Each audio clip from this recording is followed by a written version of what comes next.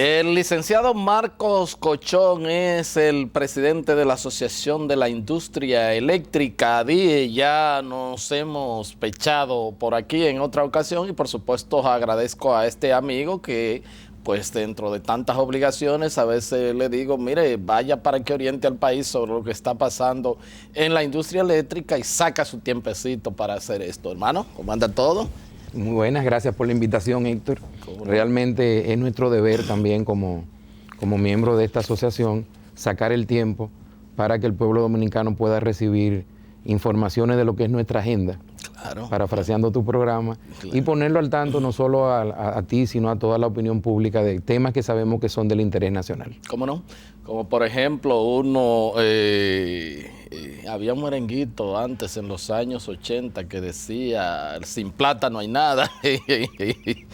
Y vamos un poco a comenzar con esto. Ustedes han estado reclamando y un reclamo ya que pasó de la asociación de ustedes y que lo asumió ya el CONEP como petición, es el asunto de una deuda que pues tiene el gobierno, tiene el Estado con los generadores y bueno, la tiene el gobierno por el asunto de que el gobierno decidió asumir pues el déficit en cuanto a lo que se produce en la industria en términos financieros y entonces aparentemente no se han podido poner de acuerdo. ¿Cómo está la situación en estos momentos? Como bien reconoció el ingeniero Rubén Bichara y han reconocido muchas asociaciones empresariales no asociadas directamente a nuestra industria, que durante mucho tiempo también estuvieron poco informadas sobre el tema. El tema de la deuda del sector público, de las distribuidoras públicas con los generadores privados, es una realidad, es un hecho que tenemos ahí, es uno de los grandes retos que tiene no solamente la industria eléctrica dominicana, sino también las finanzas públicas dominicanas, porque como tú bien señalas, por una decisión de Estado, el gobierno central está absorbiendo el pago o el diferencial que necesitan las compañías distribuidoras para realizar estos pagos, dada la situación de deficiencia financiera global del sector. Es una realidad, los montos de la deuda andan alrededor de los 800 millones de dólares, cuando recibimos a veces un pago mensual muy limitado a lo que es la factura corriente del último mes sin incluir intereses. Se reduce coyunturalmente, pero al emitirse la próxima factura sube. Lo que estamos viendo durante todo este año es que básicamente, como hasta ahora, solamente han estado pagando la última factura corriente y no la factura más los intereses acumulados corrientes. O sea, ni siquiera están pagando todo el monto corriente de la deuda, sino una porción del monto corriente. La deuda ha crecido ligeramente con relación a los balances que teníamos a principio de año. En primer lugar, porque las facturas mensuales de los últimos meses son mucho menores que lo que eran las facturas mensuales hace 6 o 7 meses, por el hecho de que al tener precios decrecientes de combustible, los montos que estamos facturando mes a mes, los generadores de la distribuidora son menores con relación al año pasado o a hace 6 meses. Entonces eso por un lado da un poco de oxígeno a las distribuidoras, pero por el otro lado, dado su procedimiento de pago, digamos, que es lo que creo que debieran revisar y cambiar un poco, eso ha hecho que se acumulen quizás 100 millones de dólares más con relación a los balances históricos medios que tuvimos durante el año pasado. Sabemos que el gobierno está tratando de buscarle una salida. O sea, perdón, pero esos más o menos 100 millones de dólares más es más los 800 millones. No. El promedio del año pasado siempre rondaba los 700 millones. Este año sí, el promedio está rondando los 800. Esa diferencia de los 100 millones se debe a los dos temas que te explicaba. Ya. En primer lugar, como las distribuidoras solamente nos están pagando la factura corriente, viendo la factura corriente como el total que tú emites en la factura del último mes, no nos están pagando los intereses que se vencieron ese mes, que también es parte de una factura corriente. Y por el otro lado, esta factura mensual, por decirte algo, del mes de junio pasado, fue menor que lo que fue la factura de octubre o de diciembre o de junio del año pasado, por un efecto precio de los combustibles. Entonces ellos nos están pagando la última, pero cuando tú la aplicas a la que viene en cascada como la más antigua de tu cuentas por cobrar, no cubres una factura completa. Y eso es lo que hace que se acumule mes a mes un poco más, y es lo que ha hecho que durante el año 2015 el monto de la deuda en términos generales y promedio ronda los 800 millones, cuando en el año 2014 rondaba aproximadamente los 700 millones. O sea, y toda la población ha oído en múltiples ocasiones a nuestro director ejecutivo Milton Morrison decir que lo paradójico del caso es que como en un momento que el combustible cuesta la mitad de antes y las compañías distribuidoras reciben una factura de los generadores que es la mitad de lo que recibían un año atrás, el monto de la deuda crece. Esa es la razón. Vuelvo y te digo, sabemos que el Ministerio de Hacienda está muy consciente de esa situación, la CDE y las distribuidoras también, el presidente de la República también, pero ellos tenían una programación financiera, se están beneficiando de unos excedentes en esa programación financiera por la caída del precio de los combustibles. Es obvio que están utilizando esos ahorros para otros temas y un poco lo que estamos es tratando de concientizar y llevar la información para que el pueblo sepa. Ya todos los industriales lo han entendido y cuando entendieron nuestra realidad es que han salido a apoyarnos públicamente, como fue el caso del CONEP. ¿Cómo no? Entonces, definitivamente eso tiene alguna repercusión para ustedes en términos de mantenimiento, de sostener la industria, de proyecciones de inversión y todo eso, eso tiene su Mira, lo que más nos preocupa a nosotros de esta deuda es que en la actual coyuntura en la cual la CDE y las 3 empresas distribuidoras han anunciado públicamente un proceso de licitaciones de corto y mediano plazo, al gobierno mantenernos retenido 800 millones de dólares, prácticamente le tiene retenido a las empresas eléctricas que hoy operan en el mercado eléctrico local la posibilidad de invertir el equivalente a 2.400 millones de dólares en nueva generación. ¿Por qué? Porque básicamente cuando uno desarrolla un nuevo proyecto, tú tienes que poner el 30% de capital propio y conseguir financiamiento de deuda por otro 70%. Esto es como el que compra un vehículo o el que compra un apartamento. Tú tienes que dar tu adelanto, tu pago inicial. En el caso de los apartamentos casi siempre tú pagas entre un 10 y un 20% y financia entre un 80 y un 90%. En los negocios de esta envergadura, básicamente la empresa, el promotor, tiene que buscar 30% de capital propio o de equity, como se conoce en finanzas, y el otro 70% puede financiarlo a través de un programa de deuda con diferentes bancos o instituciones que le prestan el dinero. ¿Qué sucede? Esos ahorros, que en el caso de que no nos pagan la deuda es un ahorro forzado, normalmente nuestras empresas, si estuvieran cobrando con un flujo recurrente y normal, estuvieran haciendo unas reservas para las próximas inversiones y tuviéramos reservado ese dinero para esa porción de recursos propios que necesitamos para configurar la estructura financiera de las ofertas que vamos a hacer en la próxima licitación. Como no tenemos certidumbre de que el gobierno nos lo va a pagar antes que llegue la próxima licitación, en primer lugar nos ponen desventaja con relación a otros posibles competidores que no tienen esa deuda acumulada, no tienen ese ahorro forzado y sí tienen su reserva para presentar una licitación. E históricamente, y es un tema que hemos dicho mucho anteriormente, esa es la principal razón por la cual el sector privado generador que ya está produciendo en la República Dominicana no ha podido hacer o se ha visto limitado a hacer algunas inversiones en el pasado reciente. ¿Por qué? Porque el capital propio que tú tienes para invertir en ese nuevo proyecto lo tiene prestado el Ministerio de Hacienda. Tiene un ahorro compulsivo. Un ahorro compulsivo. Y nosotros tenemos unos certificados de depósito o unos bonos compulsivos que entendemos que aporta más al país si los convertimos en nuevas inversiones a que si los mantenemos como bonos.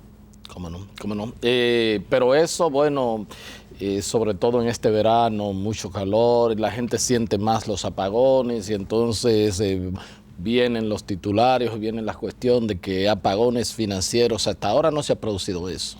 Hasta ahora no se han producido y nunca ha sido la intención de una empresa generadora generar un apagón financiero.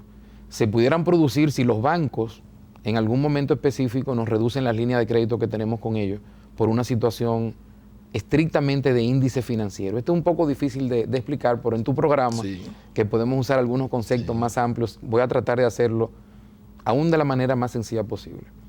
Cuando tú tienes una empresa que le deben a una industria, en este caso 700 millones de dólares, y que tú tienes 4 meses de atraso, los bancos construyen índices financieros. Por ejemplo, hay un índice que tiene que ver con el aging, con la edad de tu deuda. Sí, claro. Cuando tú solamente tienes 3 o 4 meses de cuentas por cobrar, tu situación es delicada, pero cuando tú tienes 7 o 8 meses, tu situación es 2 veces más delicada que en el primer caso.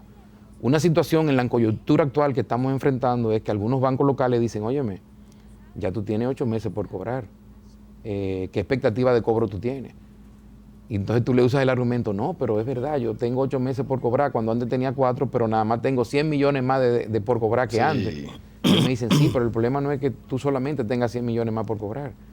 Es que por el aging, los 8 meses que ahora tú tienes por cobrar, A mí la Superintendencia de Banco de la República Dominicana me obliga a que si yo te mantengo en línea por más de 120 días o 180 días, que son 4 o 6 meses, yo tengo que ponerle unas reservas adicionales al Banco Central o al Sistema Financiero Nacional para mantenerte el mismo apoyo vía las líneas de crédito que te estoy dando a ti.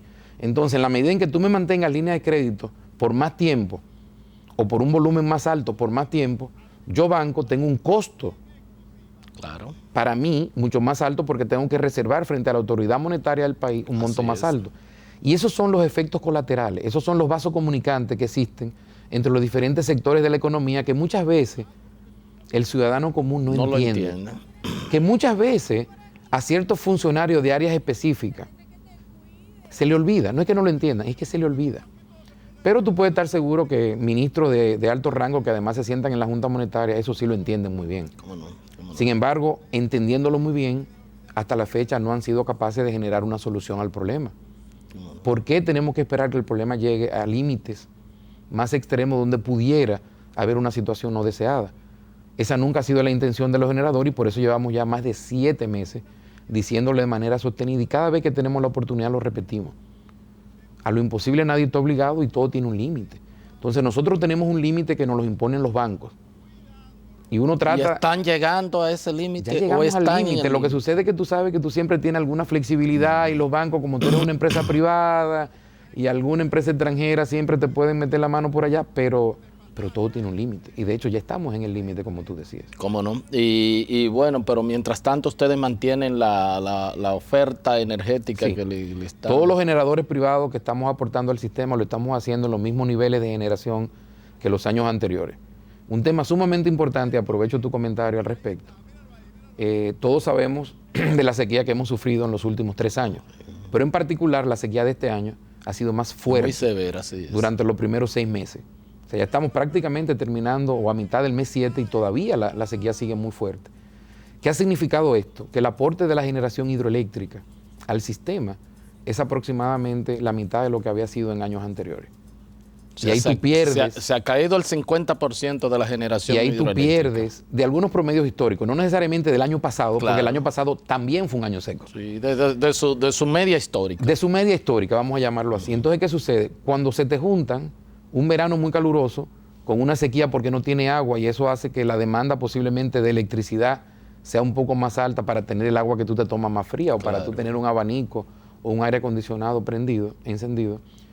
Tiene una mayor demanda de electricidad por un lado en momentos donde una electricidad que en términos de flujo de caja puede significar barata para el Estado porque no tiene costo variable asociado a ella, no tiene un combustible asociado a ella porque es el agua, estás teniendo solamente un aporte de lo que pudiera ser la mitad de su potencial.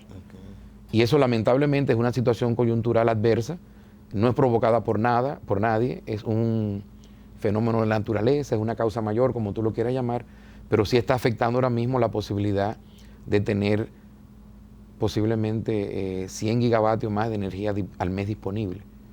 Y eso puede hacer la diferencia en algún momento. ¿Cómo no? De manera que lo del sector privado se mantiene, probablemente esa parte de la turbinación, de la generación hidroeléctrica. Nos está haciendo falta como sistema. ¿Cómo no? ¿Cómo no? Entonces, ¿cuánto se está ahorrando el gobierno en términos de combustibles o cuánto se está ahorrando, vamos a decirlo, el gobierno, el país? O sea, cuando si un petróleo estaba en el orden de los $100 y ahora $50 y tanto, ¿cuál ha sido más o menos en términos de plata? ¿Qué ha significado eso? Depende en qué nivel tú quieres hacer el análisis. Vamos a hacerlo, digamos, a 3 niveles para darte los 3 números que la gente lo entienda. El país, en su balanza comercial o en su balanza de pago, de la cual la balanza comercial es un componente es parte de la balanza de pago. Se ahorra básicamente el diferencial de precio. El año pasado estábamos comprando en promedio a un precio de $98 el barril. Hasta ahora hemos comprado en promedio a un precio equivalente de entre $45 y $50 el barril, con lo cual tú puedes asumir que es prácticamente un 50%, multiplicado por el total de barriles que nosotros consumimos en el país como tal, que rondan los 160,000 barriles diarios. Tú te estás ahorrando, antes tú pagabas 160,000 barriles diarios por 100, es $1 millón y tanto de dólares diarios. por ese concepto y ahora tú estás pagando exactamente la mitad. Claro. O sea que de unas importaciones totales de 400 millones de dólares de combustible al año, que fueron, digamos, los números del 2012 al 2014, ahora tú pudieras estar pagando exactamente la mitad. El dato en términos relativos que estamos manejando es un dato dado por el Ministerio de Economía. Las importaciones de combustible, que representaron cerca del 30% o ligeramente por encima del 30% como porcentaje de las importaciones totales en los años 2012 y 2013, en el 2014 bajaron un poquitico por el efecto en el último semestre del año, pero para el 2015 se proyecta que no excedan el 18% del total de las importaciones. Del 30 al 18. Entonces, esos son impactos macroeconómicos muy significativos. Pero claro. Y es un impacto que lo disfruta el gobernador del Banco Central, lo disfruta el ministro de Economía, que son quienes tienen que hacer la planificación macroeconómica. Es algo que el gobernador del Banco Central y el ministro de Economía en múltiples ocasiones lo han referenciado. No, y el ministro de Hacienda yo lo he entrevistado y también le gusta ese, incluso sobre todo el impacto en términos de balanza de pago. Incluso recordemos un poco, lo referenció el mismo presidente Medina en su discurso del 27 de febrero. Sí. Me gusta la sensatez del presidente Medina cuando él reconoce que estamos ante una coyuntura externa favorable y que eso ha ayudado a que las finanzas públicas hayan podido manejarse y no hayan caído en un nivel de crisis.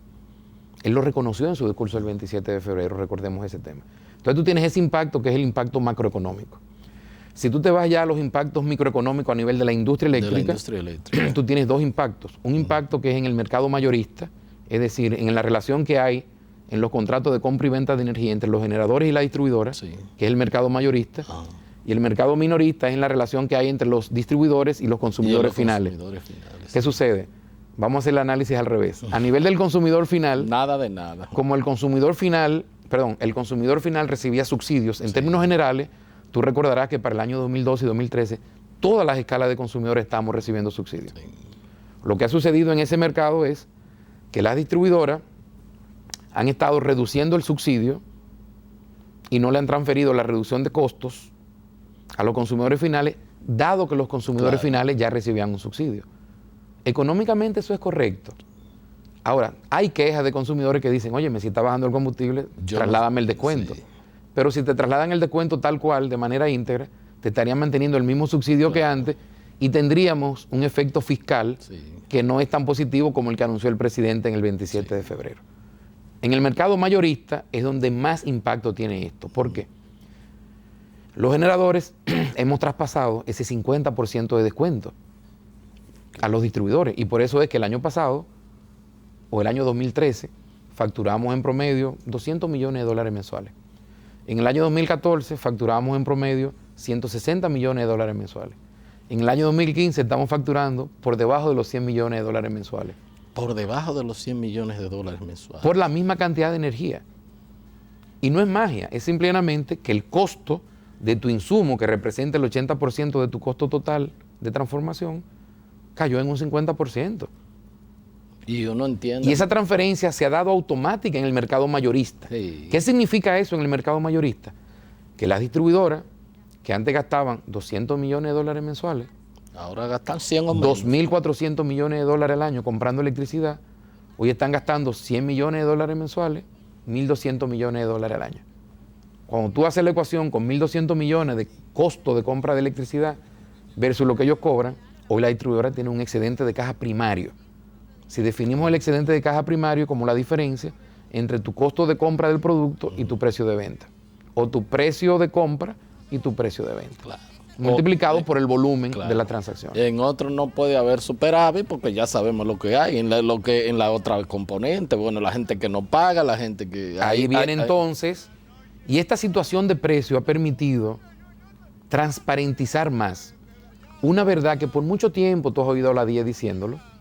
De hecho, personas como Francisco Méndez, que trabajaron en el proceso de capitalización junto a mí y que después fue posteriormente superintendente de electricidad por 7 años. Igual que tú. Igual, sí, yo por un año. Tú fuiste el primero que te estrenaste, el que estrenó esa institución fuiste tú. El que pasó más lucha. Así es. Y mucho cariño. Y mucho calor, sí.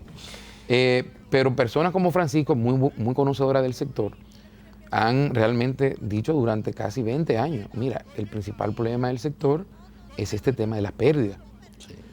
En momentos en el que los precios de los combustibles estuvieron muy altos, la gente que no domina mucho la industria podía confundirse y pensar que el costo de transferencia en el mercado mayorista del generador al distribuidor era muy alto y por lo tanto el problema es la generación. Sí. Ahora que el efecto precio desaparece, se cayó ese mito. Se vuelve a desenmascarar y se vuelve a simplificar la verdad raíz. O sea, ¿cuál es la causa raíz de fondo del problema? Sigue siendo ese nivel de pérdida. El nivel de pérdida. Entonces, esa transparencia forzada que ha traído esta coyuntura de precios favorables, por un lado beneficia al gobierno desde el punto de vista de la finanza pública, a la macroeconomía desde el punto de vista de la balanza de pago, y va a favorecer mucho al futuro del país desde el punto de vista de la transparencia, de la necesidad de llegar a acuerdos sociales y políticos en el marco de un pacto eléctrico, porque ya basados en una verdad. Que ese es un tema que vamos a discutir, a hablar más adelante, pero lo que pasa es que ya entonces esa realidad se ha visto, claro. De hecho de que, bueno, ustedes no son el cuco de los ni somos los malos de la película, como nos han pintado por tanto tiempo. Sí, entonces, ya redondeando para ir a la pausa un poco, ya sintetizando, o sea, no se entiende que si tú tienes si tú estás recibiendo energía eléctrica de los generadores, por el 50% está pagando de lo que recibía antes la misma energía, como que uno dice entonces, bueno, y es lo que se cuestiona, bueno, ¿y por qué la deuda? ¿Y por qué inclusive la deuda ha crecido 100 millones de dólares más? Tú lo has explicado bien. Pero uno no dice, caramba, y eso no puede permitir esta especie de holgura en términos reales, un poco que se vaya desmontando esa deuda, claro. Y me imagino que ustedes también pues se estarían cuestionando eso, ¿verdad que sí? Es el mismo cuestionamiento que tenemos, porque realmente en un momento que tú estás ahorrando por efecto mío, ¿cómo es posible que tú no puedas ir pagándome y amortizándome la deuda que tú tienes conmigo? Debiera ser la primera relación. Sí. Si yo le tomo prestado a mi señora 1,000 pesos para resolver un problema, cuando yo cobre los primeros 1,000 pesos que yo devuelvo son los 1,000 pesos de mi señora. Y no te atrevas a no hacerlo así, porque no hay paz. Sin embargo, el gobierno no está haciendo esa misma relación con las empresas generadoras en una coyuntura donde todo el ahorro y todos los impactos positivos que está recibiendo la economía nacional y la industria eléctrica en particular vienen por el lado de los generadores y por esa transferencia de descuento en los costos de generación. Y entonces tú dices, bueno, lo entiende Bichara, lo entiende Simón, lo entiende el presidente y bueno, bueno, y está bien, lo entiende, pero ustedes no se han acercado, no le han dicho, mira, vamos a hacer un abono de tanto, todavía ustedes están esperando algún tipo de llamada. Mira, nosotros le hemos solicitado cita al ministro Lizardo desde septiembre del año pasado, ya hace casi un año. Públicamente lo hemos dicho, incluso en algún momento de una manera un poquitito fuerte.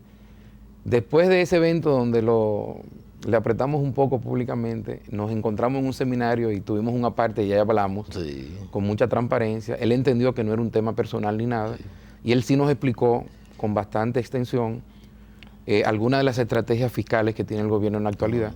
Y nosotros le reiteramos, mira, Simón, con mucho respeto, pero podrás hacer tu estrategia fiscal, pero entiendo que también el tú seguir acumulando esta deuda tiene un costo económico directo porque tienes otras alternativas de solución de esta deuda desde el punto de vista financiero más barato para el gobierno, y lo hemos dicho públicamente varias opciones, pero lo peor aún, por el otro lado, estás impidiendo que estas empresas puedan hacer inversiones en traer tecnología más barata, más rápido. Entonces, esa es la parte que nosotros todavía seguimos sin entender. O sea, el mismo Estado, con esa práctica, está poniendo barreras de entrada a los generadores privados cuando hace 2 años emitió una ley justificando la planta de carbón porque el sector privado no invertía. Pero ¿por qué el sector privado no invierte? Porque tú me tienes retenido 800 millones, que es mi capital propio para los próximos proyectos de expansión que yo tengo. Entonces, cuando le explicamos estas cosas al ministro de Hacienda, lógicamente, él lo entendió, se rió, pero no emitió ningún juicio. La realidad es que aquí hay temas institucionales y políticos que trascienden esta conversación, que yo sé que tú entiendes muy bien, claro, y que yo prefiero ir a la pausa en este momento y continuar después de la pausa. Bueno, indudablemente que ya, pues, Marcos, que se ha hecho todo un comunicador, pidió la pausa y vamos a complacerlo. Aquí hay democracia, pausamos y regresamos con la parte complementaria de la entrevista.